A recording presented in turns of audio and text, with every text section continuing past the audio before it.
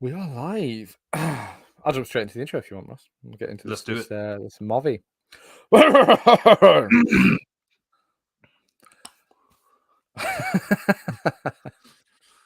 Crack your neck. Oh, that was a good one. That was a good one. That's like a movie sound effect. That. Right, let's do it. Hello, and welcome to this week's episode of the Imaginary Movie Podcast, a podcast where we bravely watch 3-hour movies from the 90s. My name's David, and meet my co-host, Ross Wow. Ross Dether. That's right, Ross Dether. I thought that was it. This is my co-host Ross. I was like, this is the shittest one yet.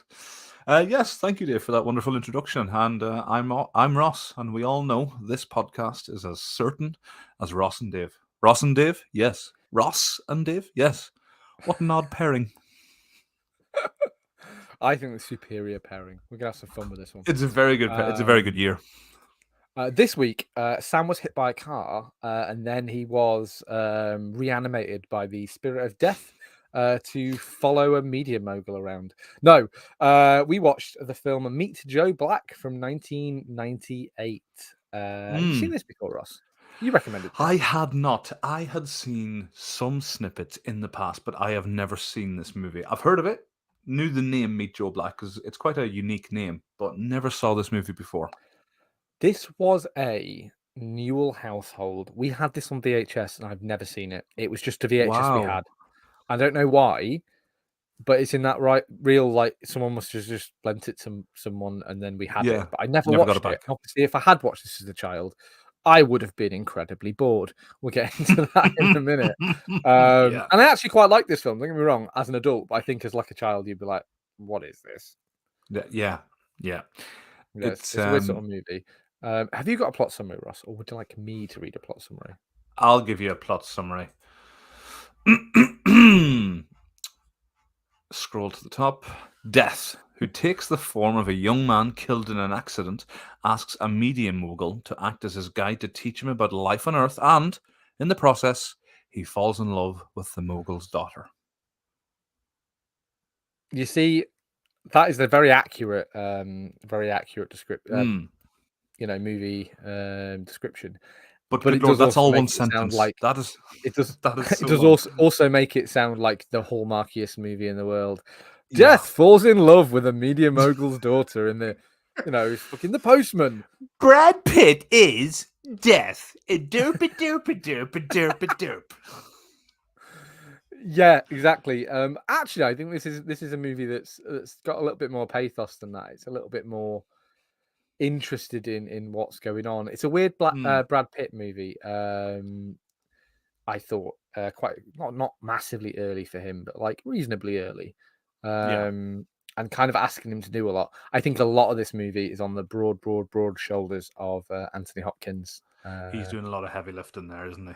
He's great in this. I think every scene he's in is fantastic. I think Brad Pitt is more up and down. I think he's really good in bits and then a bit schlocky in other bits.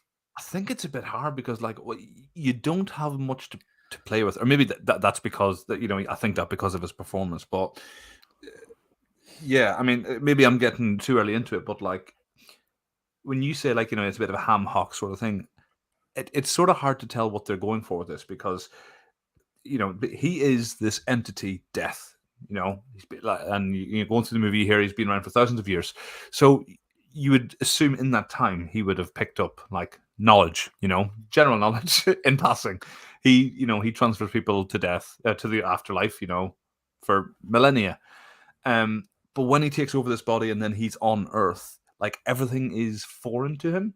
And like you have that, some of it is quite entertaining, but then also it's like you're supposed to be this thing that's been around since time began. And you're telling me you've not one of the people that you carried across to the afterlife told you of peanut butter. Didn't even come up in passing. It's a weird, like you said, it can't really decide if it wants to be like an alien possession movie. Like you said, it's like, oh, what are we doing with these arms? And the guy in Men in Black, he's fleshy, like possessed by the cockroaches, things. Like what's this? What's this between my legs? This stick, piss coming out of it. What is this? Or this kind of like it's almost that in parts, to be fair, especially the first time we meet him when he gets invited for dinner and he doesn't know how to use cutlery and doesn't really know how to eat, and that's a bit like, oh, it's this body snatchers kind of thing, but the movie obviously doesn't want to do that. It more wants to do that this guy's kind of like learning to love. He's learning to, Yeah. and you're like, Yeah. also what? Oh, I mean, This we Pinocchio fucking real boy shit that goes on in this movie, I could do without. I found that a lot less interesting than the idea that this guy's kind of like, do you know what I mean? The whole point of this movie, and I think the whole point of the screenplay is what if, what if death had to learn what people found important in life, and maybe that's yeah. obviously the stabbing of this whole movie, isn't it? It's kind of like, this Mm. guy knows everything about death and knows everything about people dying, but what about people living and people falling in love and people caring about each What other? about And life? Yeah. Yeah. exactly. And I think maybe Sam always says that Brad Pitt's a bad actor. I don't necessarily agree. I think that Brad Pitt's had some really, really good roles. I do Yes. think this kind of like an era of Brad Pitt's career where he's really raw. He's not a very refined actor. Mm. So you're Yeah. kind of asking him in this role to, I think he does the naive stuff reasonably well, and he's kind of goofy, and he's See, this is what I mean, where I can't decide whether it's a poor performance for him or because, like, maybe it's written poorly or directed poorly. But what direction do you want this to go in? Also, please, Dave, side note, please do not say things like Sam says. That man's ego is big enough. Do not reference him when he's not here. well. Let's stop talking about him then. I only said it to make it clear that I think Brad Pitt is an okay actor generally. I think he's And done some I'm really only saying that good to make it clear performances. that I think Sam is a piece of shit. Well, So, I but yeah, concur. Good. but I'm glad we're in agreement. agreed. Well, how very kind of you, sir. Wonderful. But We're logging off now. We've achieved our yeah, aim for yeah. this Good night, episode. everybody. But yeah, I mean, there's roles throughout, like where yeah, like some of the things it's written for him. Like, I mean, and I get like looking back at this, I was thinking this is your typical '90s movie where like, okay, we're going to do this, but we need a sexy guy. Okay, Brad Pitt. Let's get Brad Pitt. Cool. Oh, I Brad mean, Pitt was the sexy guy in the 90s and the early yeah, aughts. absolutely, Like, yeah, exactly. But it was that feathery blonde hair, wasn't it? But the thing, what the really, blonde highlights. It was a yeah, weird time in the late 90s where this was how the men looked. frosted tips. And women thought that was attractive. Oh, but what was with the suits? Like, other than Anthony Hopkins, he looked well, sharply dressed. But everyone's suits looked like they were wearing their older brother's suit. Like, it always seemed like too big. The size of the fucking ties, they were like clown ties. That's the ties. We've talked about this before. Do you remember when ties went? So skinny ties are out now as well, aren't they? It's kind of like we've gone Mm, for a middling tie. But when you were at school, big ties, everyone wanted big ties. You had a family wedding, the tie was like 4 foot wide. It's bigger than the shirt. Um, and that was, like I said, just how it was. Everything was oversized, everything was ill-fitting because that was the style at the time. You put an onion on your belt and yeah, you etc. And then skinny ties became a thing, if you remember, for like 5 or 6 years. Like, it was skinny ties. Let's have just a tiny little bit, like a ribbon almost, which I think yeah. we missed. Not traditionally particularly well dressed young men. Speak for yourself. I am speaking for both of us, Ross, from my knowledge Fair, of fair. having eyes. Looking at myself. But yeah, and like, skinny ties are right, yeah, and it's come like, I mean, at me, I love a thick knot, like a nice thick knot, but I'm just an old guy, and like, what a thing to talk about in a podcast. How big you like the knots in your ties? This is Well, the this is best tie knot is a peak. double Windsor. It's the most symmetrical one. But obviously, that's quite a big knot, isn't it? Depending on the tie. I have no idea the different knots for ties. I know how to do the one knot. I think it is the Windsor knot that I do, but I don't know. It's quite complicated. Is it? Oh, maybe not then. Are you just doing like That's where the you loop go over and around then you go over again. and You come up and you go through. are you with the double Windsors? You kind of do that twice. So you do it on both sides. You have to be Ah, clever no because then. you run out of tie basically because you use a lot of tie Yeah. making a knot, but you get a much bigger, more impressive knot. We'll have had double Windsors at your What have wedding. we I'm become? fairly I'm fairly certain I tied it though because you couldn't manage it. What, my tie? At the wedding, yeah, I think Oh, so. maybe, yeah. Mm. This isn't interesting, but Actually, I do briefly remember that now. Gosh, how have we gone this far down the rabbit hole? And then what else did we wear that day? Let's go through the list. we looked quite sharp that day. That is We were one looking day where pretty good. we did look pretty good. Mm, Um, sharp. but anyway, What were we talking uh, about? Brad Pitt Brad Pitt suits, suits in this 90s movie clothes. There it is. because he's We wearing a made it suit. I back. think we're all wearing suits throughout this movie. It's a real mix of, obviously we've got the supernatural kind of like mystery film with death, Mm. and it's interesting. We get the real sort of like the Caribbean woman, and the sort of Oh, real sort of let's spiritualness of put a it. pin in that. Let's put a pin Put a in pin that. in that, yeah. We're And then on coming the other back to side of it, you. we've kind of got this like weird corporate merger film.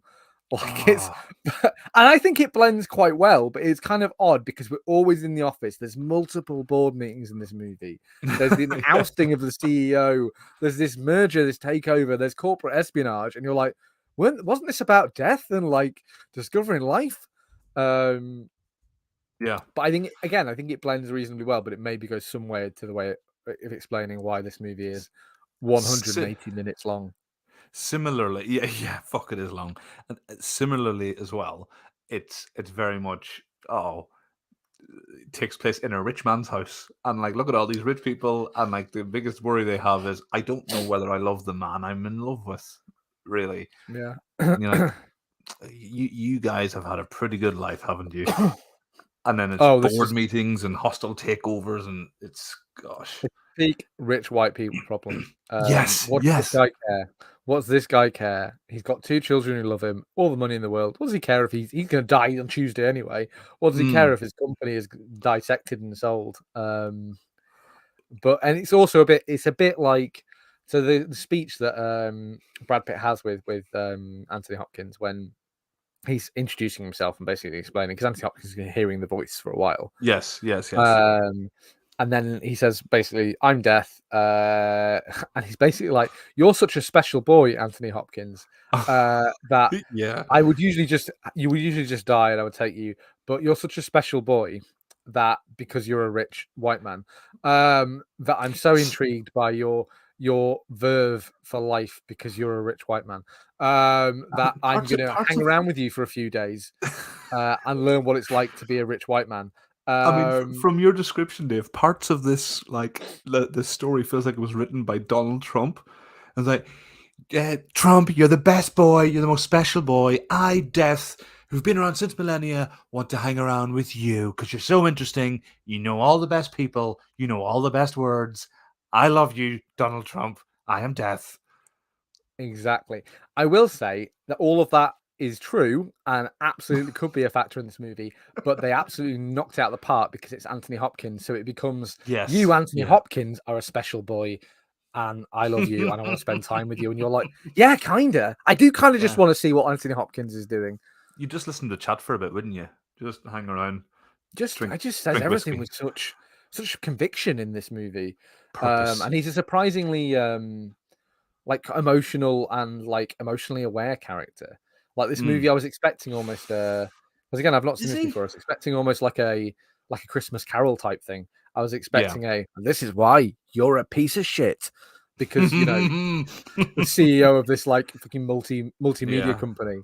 But it wasn't that. It was kind of like, you're already a pretty good dude. Like generally, that's what the movie's telling us, is Anthony Hopkins is a pretty good dude.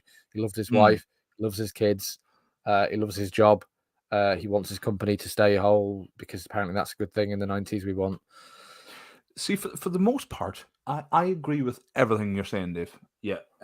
It's a wonderful, it's a great character to watch and see how he deals with this, like, this absurd situation. And yeah, he has great care, or sort of yeah, he's great care and concern for his company. Like, he built it from the ground up, didn't want to sell out because they knew, like, and like how telling was, well, that speech he gave where he explained why they didn't want to be bought out. And he was basically saying because they'll dilute what we say, won't be news anymore. It'll be what he wants to communicate. How striking is that? Like, Because 30, that's nearly, what we're living. right? Nearly 30 years later, and that's exactly what's going on. How striking is that? Um, train of thought, getting back to it. But yes, so yeah, he shows a lot of great love and concern for the things he does. One thing where that falls short, and it's one of the best scenes in the movie as well, like where I had this realization. It's near the end of the movie, and it's when he knows he's going to die now, like it's right before his party, and they're getting set up during the day, and his daughter, not the daughter that Brad Pitt gets to fall in love with, the other one, Jeffrey Tambor's wife. yeah, Jeffrey Tambor's wife, and basically he's talking to her like, "Oh, I've been a good dad, haven't you?" And basically, she explains how she knows that her sister was the favorite, and that she was content with that. But whenever he saw her coming, it was like, "Oh gosh, what does she want now?" And then whenever she saw her, the sister walk into the room, your eyes lit up. It was wonderful. That broke my heart. And like him hearing that, he's like, "Oh, I didn't know you feel that way." I'm like, Were you not the favorite, Ross? Are you not the favorite? I know I'm you're I'm not. my I know you're favorite. not. I'm my favorite. I think my dad's favorite was the dog. So that should tell you a This little bit isn't. This, about my family. hang on. This isn't about us. Jesus Christ. Everything's I'm so about us, sorry. Ross. We have a podcast where we talk into the void about our feelings about things. I Of don't course, want it's this about to be us. about me. I don't want this to. I can't be that vulnerable. But this woman is this woman is explaining to her father how she's basically believes and gives examples of how she isn't as loved as the other daughter, and she's okay with it. And his sort of like realization of that, and the kiss and the cuddle, they make up for it. But that for me, like for that person to for a person like that to have that strength to say, "Oh, you didn't love me enough," or sorry, you didn't love me as much. You really, really let your eyes lit up, but that's okay because it was enough that you were a dad to me. I'm like, oh, and so a part of them was like, this guy's a fucking prick. Do you know what I mean? He's just like, if that was me, if I had two kids and that was me, and one of my kids said, "Oh, but yeah, I know you don't love me as much," that would break me. I But would what? But what if they collapse. were right? What if you were like, yeah, I don't like you as much. You've only got one kid, Ross, so they get all your love. You don't. I don't know. This is maybe one of these things where I've got Thank like God. brothers and sisters, and I'll tell you what. I would not blame my parents one bit for being like, I don't care for such and such. What's the Arrested Development thing? I I don't don't care for care for Joe. Joe. You know. Um, Oh. I liked that scene. I really did, Ross, because it's like kind of like where Mm. this movie. I think again, it's a bit hallmarky, and it's a bit. No one in the world's ever had a conversation like that without recriminations being Man, brought I out. Do you know think, what I I mean, mean? the I conversation. loved it. I loved it. It's a great movie scene, Ross, but it's not. I don't think reflective of any sort of reality. I'm not saying that's a bad I thing. Well, I'm no, just hang on. I'm going to saying. disagree, and let me explain why. Because I think conversation like that will have happened. Absolutely. When you say happen like that, I don't think they would happen with that type of emotion. I don't think they would convey that to their parent as calmly and or even as As happily as she eloquently, did. as As that, eloquently. yeah, yes. Thank you, Dave. I don't think they would sort of convey it uh, in that way. It'd be a lot more emotional. There'd be a lot more vitriol and anger in it, and contempt. But absolutely, I think conversations like that happen. They have to. Do you know what I mean? Yeah, Um, but for me, yeah, it was one of the best things. It was one of the most heartbreaking things to listen to as well. And that yeah. for It's me was like, interesting that it's great that they give this character flaws, but it's like, yeah, he's got a flaw, but he's still rich and he's he's still a still a cool guy. special boy. Yeah, Um, exactly. It's okay. He yeah, loved his it's kind other of the daughter. theme that runs throughout. Is he's such a special boy, and his daughter's such a Mm, special girl. We get that a lot. His other daughter, the younger daughter, yeah. whose actor name I will bring up in 1 second, and her name is Claire Claire Forlani. Forlani. Forlani, I believe. Don't know, Mm, we have this argument every time because we can't pronounce fucking one name the same between two of us. Claire. Let's Um, just call her Claire. Claire, and she's also like a bit of a she's a special girl too. We don't get a She's lot a of it. special girl. We get a lot of that. And this is kind of like the weird. This is the hallmarkiest bit because I really love it. Every time Anthony Hopkins is on the screen, I think he's absolutely just hitting home runs. And I mean, that's Mm, just a very obvious thing to say about a very great actor that's quite widely acknowledged as one of the best. mm. Um, and he's good in this movie. But the daughter's relationship with Brad Pitt is Joe Black, obviously, who he is in this movie, is a bit more odd because obviously they meet in the coffee shop at the beginning, but it's it's Brad Pitt rather than Death. Yeah. And then when she meets him later, and he number one doesn't remember meeting her, and he's a totally different guy, and she's like, Yeah. "Okay, that's fine, that's normal." Yeah. Moving on. Yeah. Moving on, and then he's obviously really interested in her because of various reasons, seemingly because movie magic. She's a really special girl. She's a doctor. She cares about people. She's rich. I keep saying it because that's what the movie's saying. Is like she's the subtext is like that. This guy's number one. If my dad was a billionaire, he owned a media company. I ain't working. Yeah. I'm not doing shit. I'm being a playboy. Yeah. Fantastic. But obviously Claire Forlani, she's a doctor, she's a resident, she's kind of like a trainee doctor.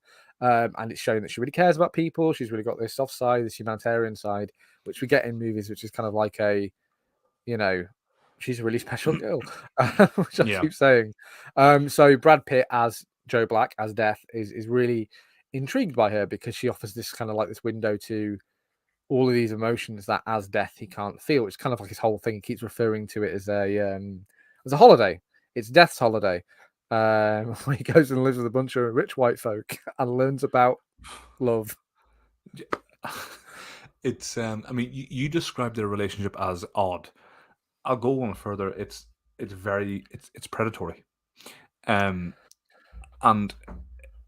I thought it was going to be predatory. At the beginning, I thought it was going to be predatory because, again, you've got this entity, this conscious being who's been around for several millennia, sort of courting this woman. And whilst she's an adult, there's a vast difference in experience. But actually, it wasn't that. It was the opposite because of the way that Death or Brad Pitt or Joe Black is conveyed in this, like we were talking earlier, Dave, he's very much the blank slate, experience everything new for the first time. So the way she interacts with him, like after their sort of second dialogue scenes together, she's a lot more friendly with him, a lot more sort of forward with him. But she's sort of like courting him in a way that's like, this guy doesn't know. Like if this person wasn't Death and it was the same person, you'd be like, this is wrong. He doesn't have the capacity to sort of consent to this. But because it's Brad Pitt, he's attractive and he's Death. Somehow we're It's a okay. weird But sort of. I know it's what you mean, Ross, and I don't even necessarily disagree. dodgy. I don't think the movie thinks about it a lot. No, it doesn't. It's That's kind the of like problem. I don't think it's a problem. I think the way that I liked the way that it's kind of like not that Claire Forlani's the aggressor, but that she's the instigator because I think if it was the other way around, suddenly it's like you're a thousands of years old magical being, then it would Yeah. be abusive in a different way. Yeah. But the way that it presents sort of Death as kind of like this, I don't think it presents him as an innocent so much as it presents him as, like I said, it's this alien and sort of, body A snatchers thing blank that he's slate. doing. Yeah. Yeah, and he's very passive with everything really, and he's Mm. like, so with those were my favorite bits of the movie, by the way, was him wandering around this mansion and like talking to the service staff, and they're like, "Oh my god, this guy's talking to us. We're all gonna get fired." Yeah. And they're like being overly polite, and the peanut butter was like, "Okay, you weirdo with the peanut butter."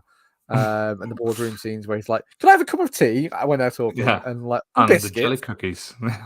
and the jelly cookies. I This loved was the all of that. most It's my English sounding Brad Pitt. I say, could I have a spot of tea and one of those biscuits? Thank you. that Death's English apparently. It's good to know. In Ireland, he Doesn't certainly come as a shock to us, Dave. That's what I'm saying. But those were the bits of the movie that I absolutely adored. Was this kind of like this weird, uncomfortable, and again, it's Dave Bingo.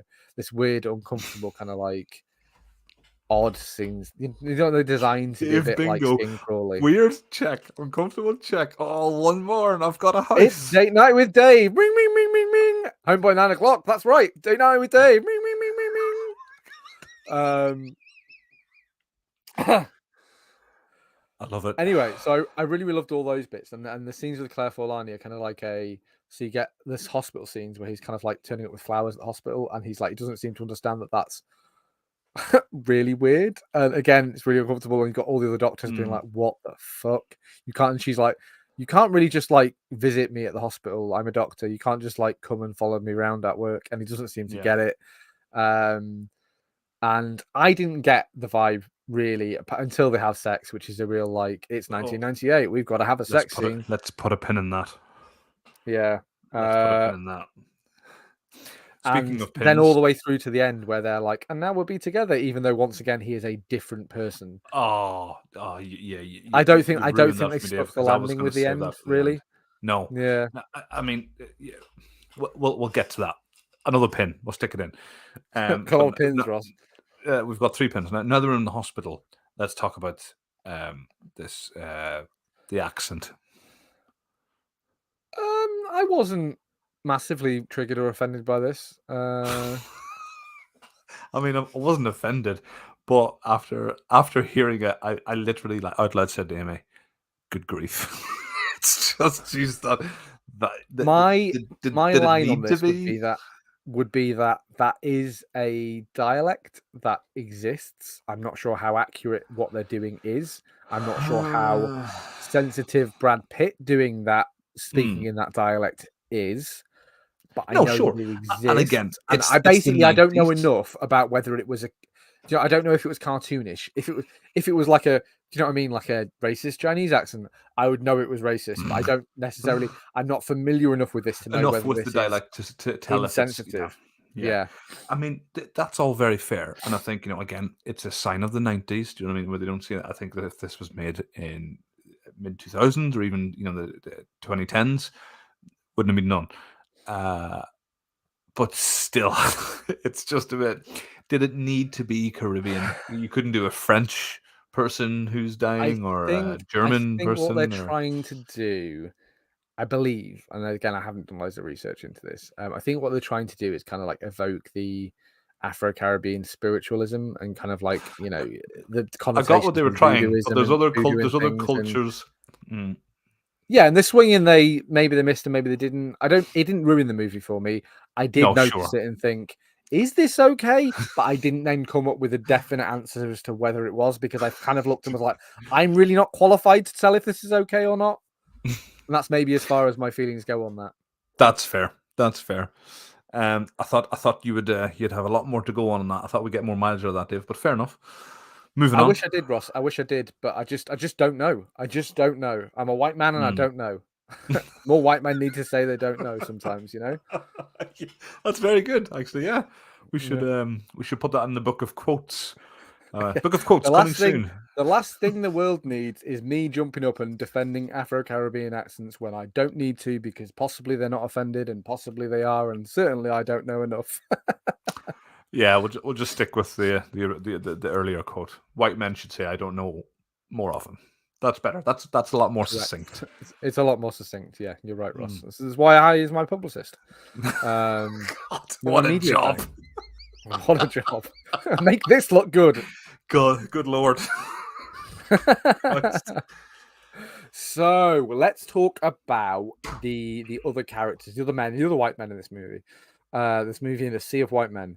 Let's talk about the husbands, the boyfriend. So there's the Got shitty Drew, boyfriend. Drew, is played that by Drew? Jake Weber. Yeah, Yep. And then there's yeah, Jeffrey Tambor, yeah. who plays the husband of the older sister. Allison. Yeah. Yeah. And I can't help myself. I really like Jeffrey Tambor and stuff. He is a piece Oh, of shit. I love him. It doesn't go. Oh, is It he? goes without saying. Yeah, Oh apparently no, he's a another really one. like a verbally abusive piece of shit on the set of Arrested Development.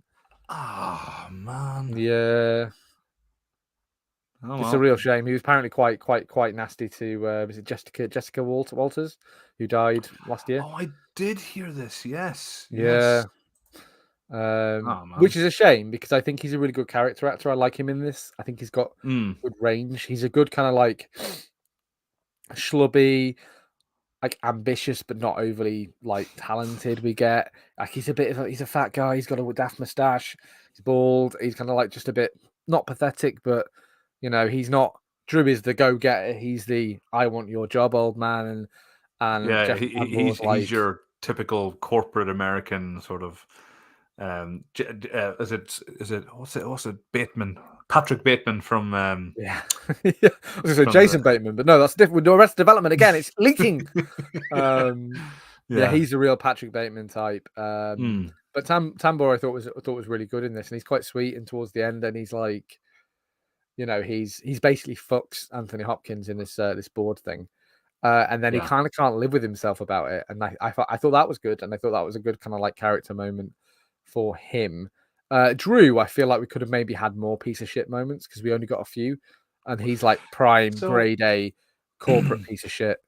I mean, all of that's true. So I was having a sort of debate with Amy because we watched this together, and because there's a scene where they fall out because obviously Alison is being very sort of flirtatious, not flirtatious per se, but like being very pleasant to Joe Black, and he's doing that in front of Drew. But then she's like, after he visited to the hospital, she's like, "Oh, I liked you visiting me," blah blah.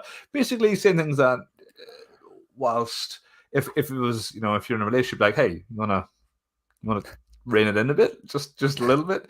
I mean, but the thing is, if he wasn't a piece of it, like if he wasn't supposed to be a piece of shit in this movie, like if he was supposed to be the good guy, and his woman, his girlfriend was talking like that to another person, she would be the villain.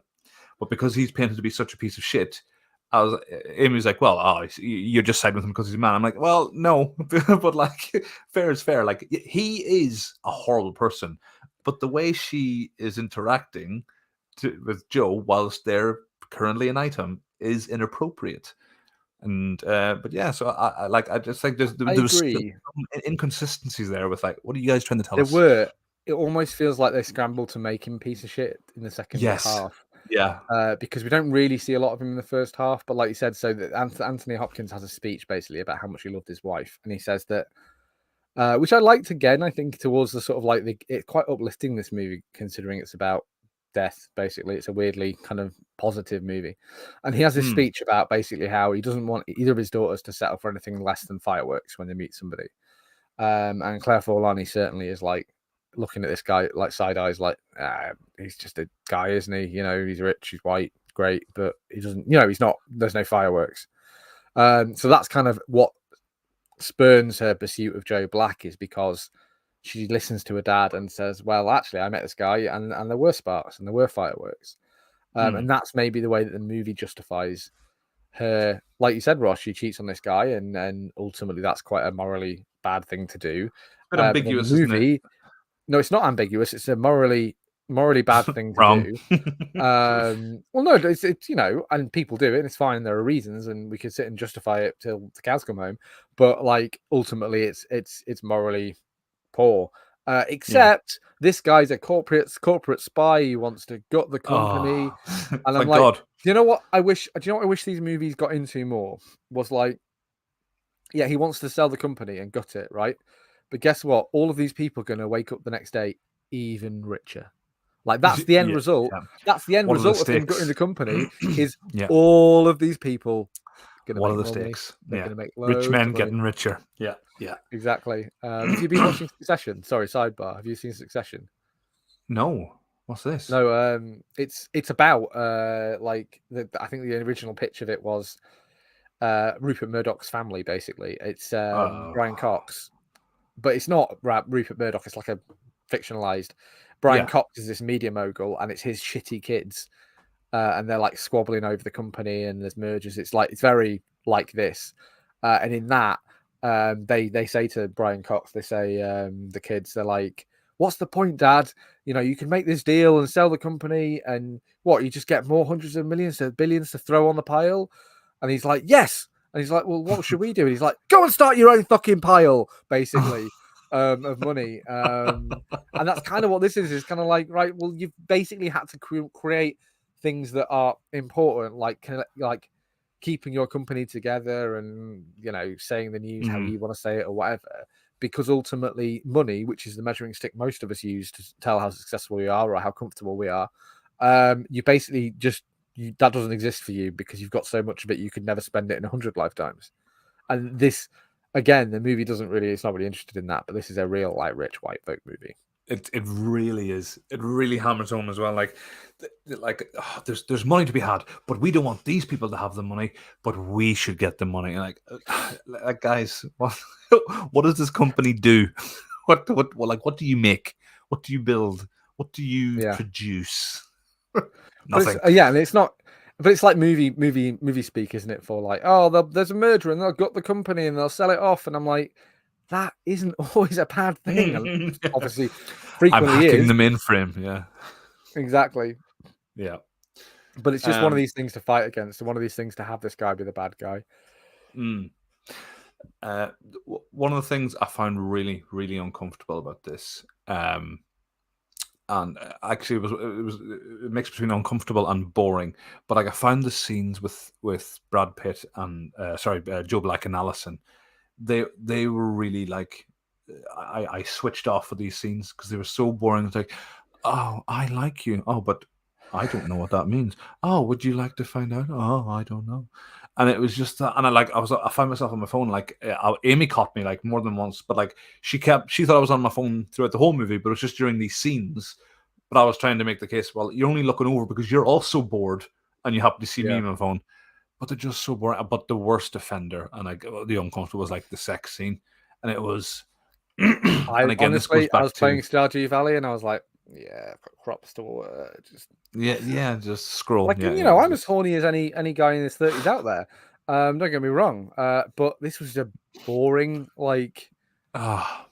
like a sex scene for fucking 75-year-olds. I It, don't I don't mean that in an offensive way, but it's just kind of like a overly stylized and artsy and yeah, like but they were really unnecessary. trying. I think you could have had.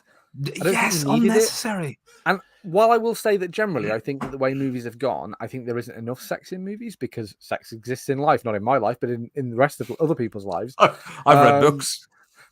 I've seen movies from the 80s. And but like, so I'm not necessarily against it having a sex scene. It just feels like really lazy to be Doesn't like, and then doesn't they feel earned. banged, and I'm like, Yeah.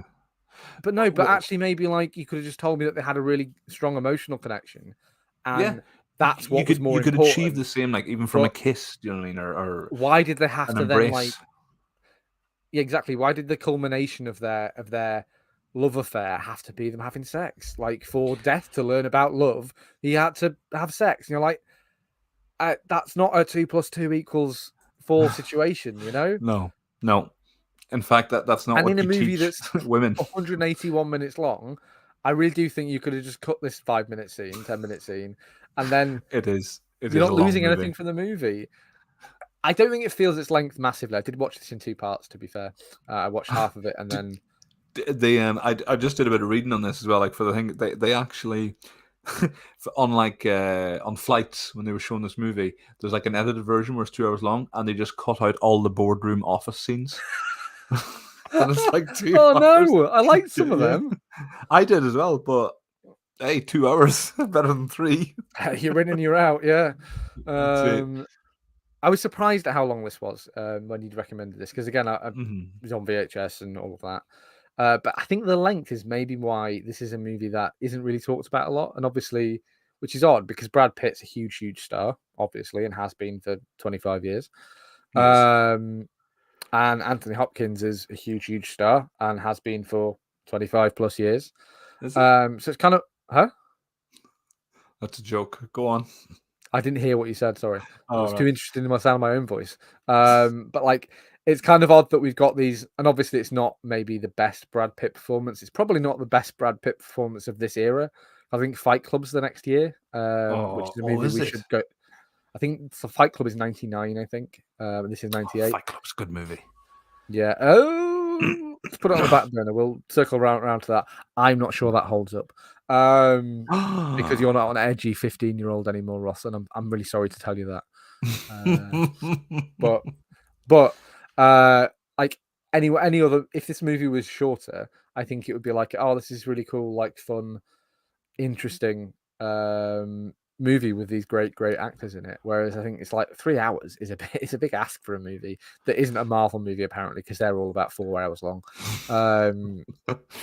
Let's dunk on Marvel. Always got to attack Marvel. Disney, pay me.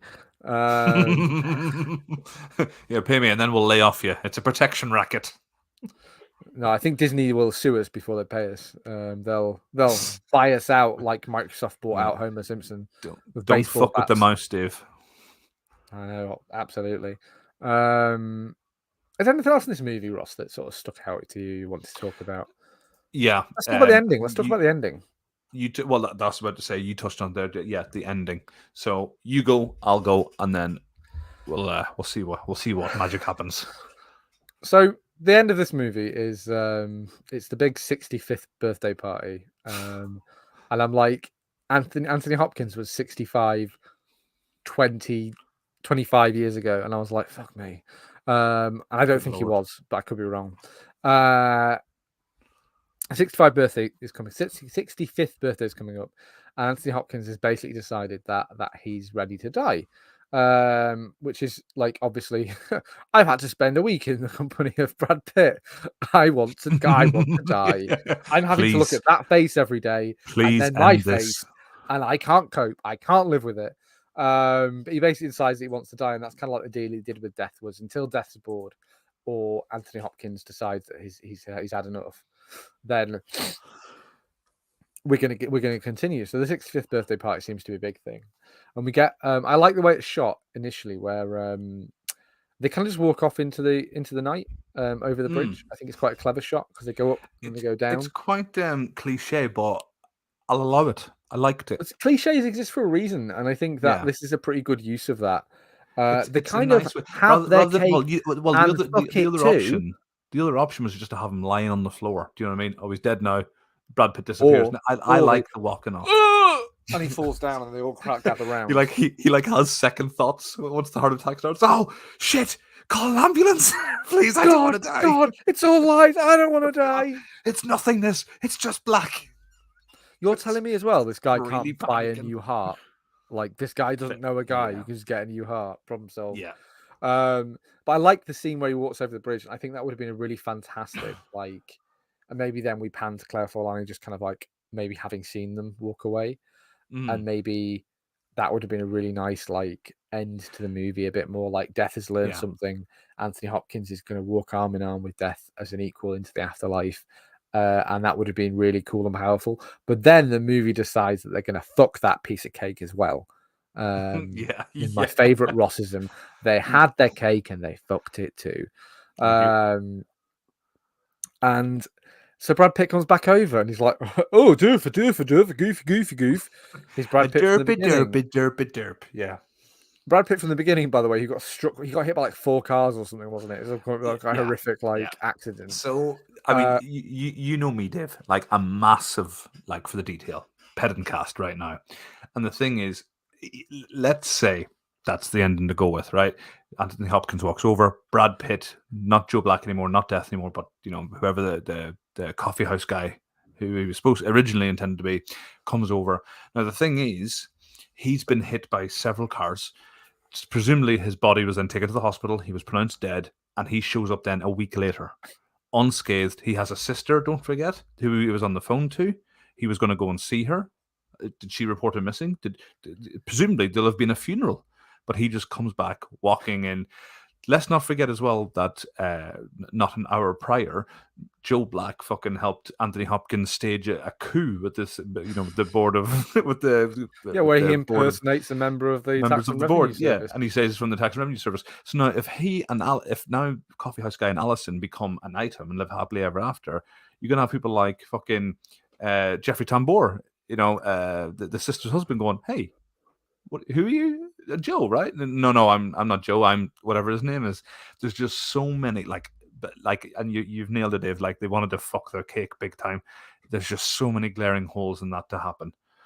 Well, And they wanted to like have. now, the way I thought it was going to be is I thought you're going to get a cliche like, you know, snap back in time or something. I thought it was going to be a cheesy thing like that, where but leading up to it, you know, Brad Pitt wants his daughter or something like that, and basically, or Anthony Hopkins doesn't have to die, but basically he saw that his daughter liked the other fella, and you know Anthony Hopkins then like says, "No, take me instead. You know, let this man have his life back," and then he and the daughter spend time together. I thought you were going to get something like that, but no, it was rough. It feels like they made the wrong decision on which way to leap, and so they could have had this love story about, you know, Joe Black and Claire Forlani, and how they love each other, and that's great. And Anthony Hopkins like saying, wow, I'm so happy my daughter's happy. I'm ready to go. I feel like I've done everything I need to do. Fine. Um, but the stronger story was definitely the Anthony Hopkins being like, do you know what I mean?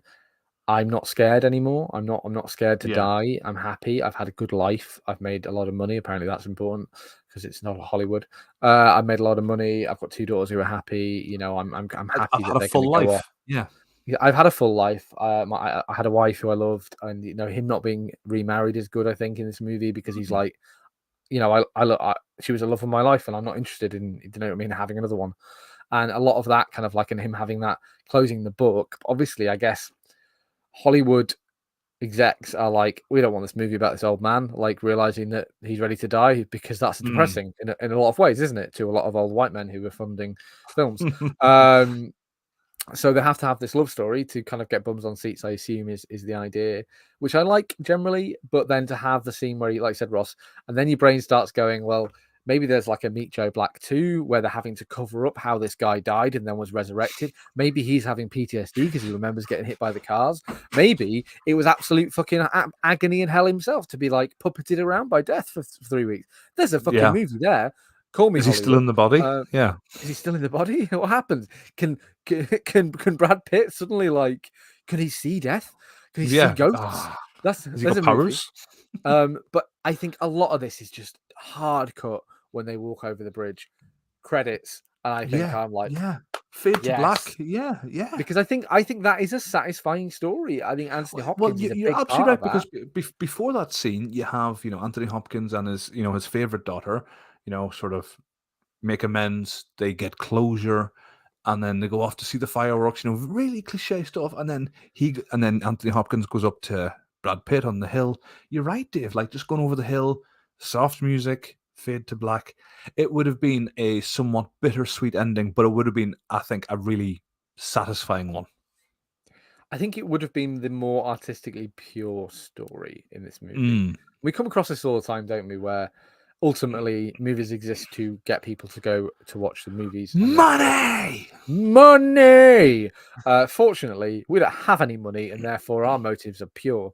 But Self-interest. like self-interest. But yeah, so it's always odd that when they kind of like walk this line of like, and it's all about demographics and like it's like I said, how many people are going to be super interested in this story about an old man finding closure and being accepting of death, which is I think is such a powerful story that obviously we're all going to fucking die one day. Um, just to cheer everyone who's listening to the podcast up.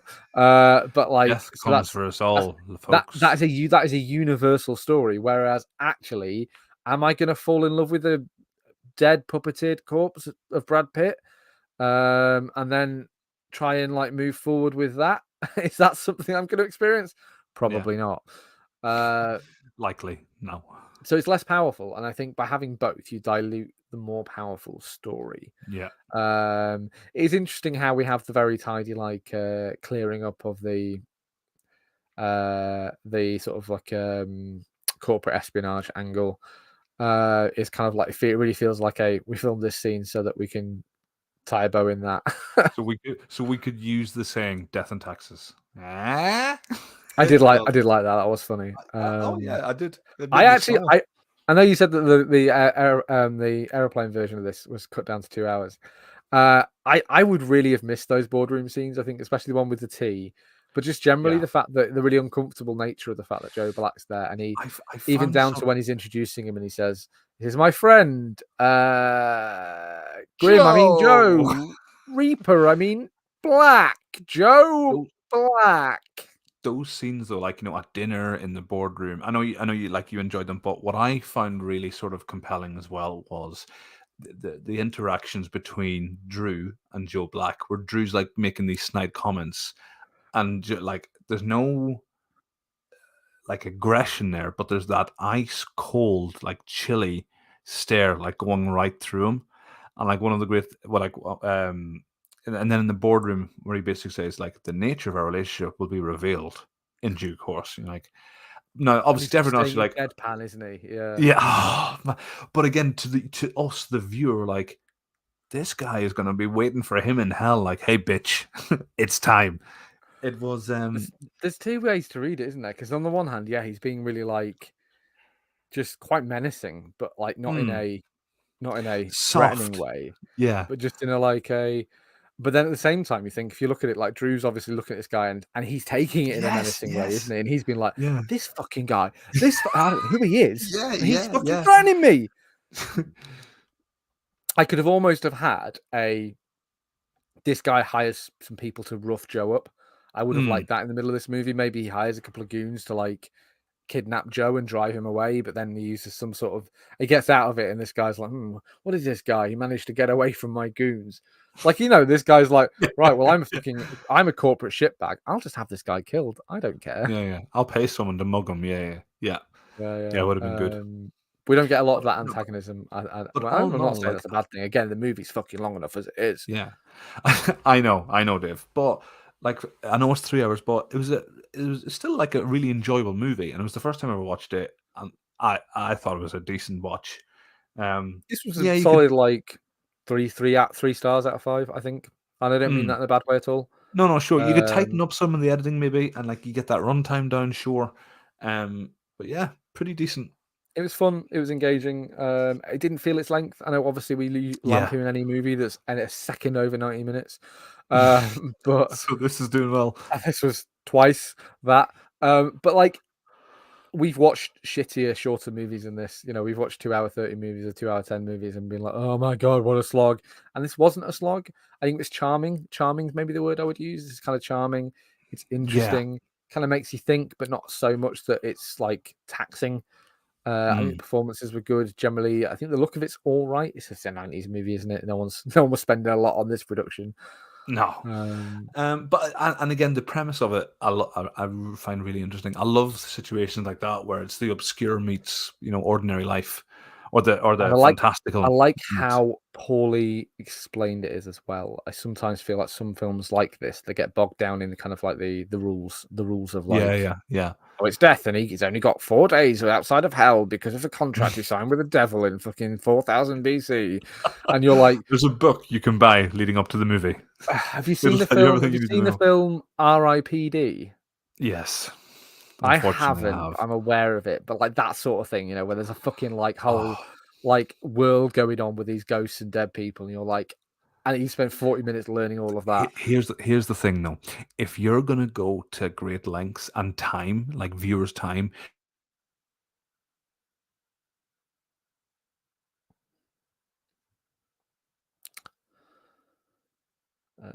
He's frozen. Ross is frozen. Fantastic. Um, well, I think.